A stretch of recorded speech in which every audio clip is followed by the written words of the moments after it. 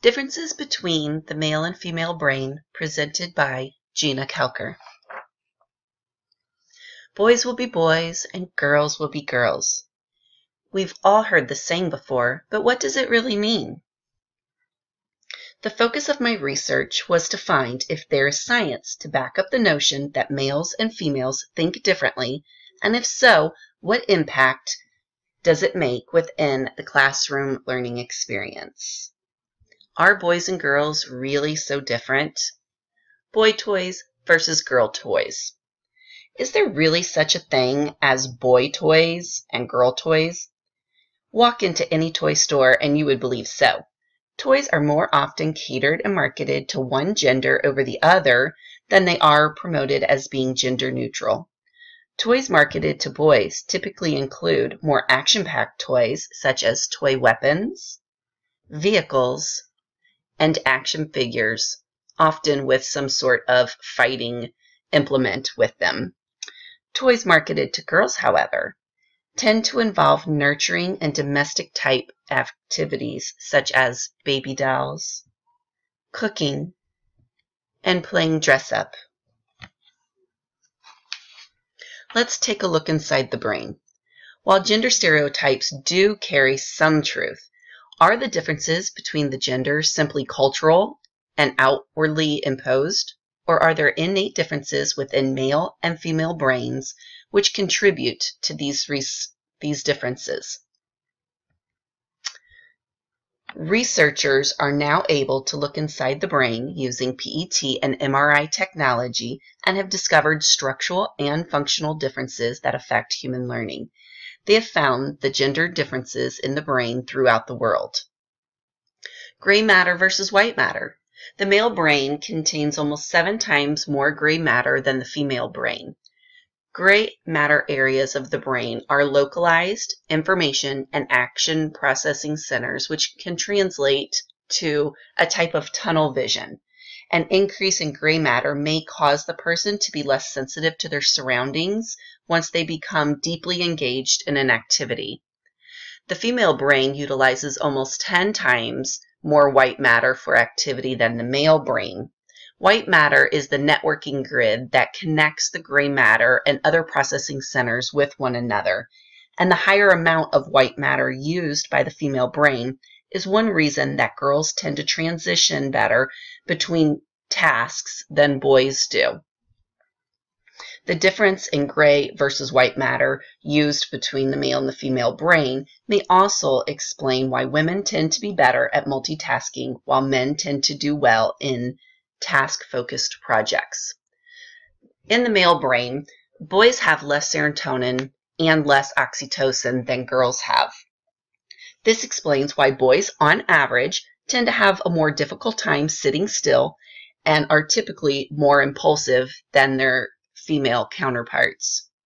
Boys have a larger inferior parietal lobule area, which is thought to control mathematical processes, which explains why men typically can perform mathematical tasks better than women. Boys predominantly use the left hemisphere to perform tasks. This lateralization of brain activity is a structure that is conducive with compartmentalized learning, which causes boys to be less likely to multitask or quickly transition between tasks as easily as the female students may. The female brain, left and right hemispheres are highly connected. This is due to having a larger corpus callosum, which allows the hemispheres to do a sort of crosstalk and may contribute to better language skills. Girls have a larger hippocampus. The hippocampus is one area in the brain for memory storage, which can lead to a learning advantage, especially concerning language arts. Girls use more cortical area for verbal emotive functioning and therefore not as many cortical areas for abstract and physical spatial functions are activated. This is the reason that girls typically do not fare as well as boys in manipulating objects that move through physical space or abstract mechanical concepts. The summary of my findings. Boys have more cortical area devoted to spatial, mechanical functioning and half as much to verbal emotive functioning, which makes them want to move objects such as planes, balls, or even just their arms and legs through the air. Anyone who has sat and watched a little boy play can see this very obvious. Boys have less serotonin, which makes them more impulsive and less likely to sit still. The more words a teacher uses, the greater the chance a boy will zone out and quit listening.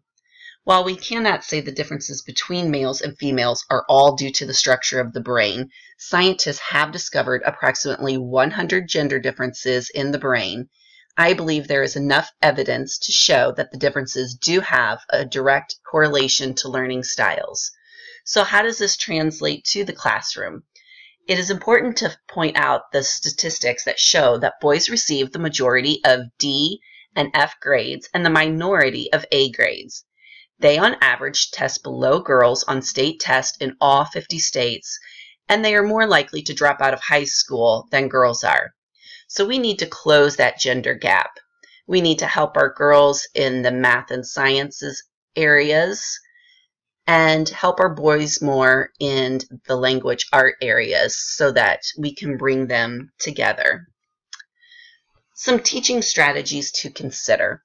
Increase the use of pictures and graphics during English language arts. This helps the boys to be able to process that information a little bit easier. Include hands-on projects and opportunities for kinesthetic learning. Offer manipulatives, which will be especially useful to girls. Offer brain breaks to keep boys' minds engaged. Girls will appreciate it also. Utilize puzzles to help foster perceptual learning.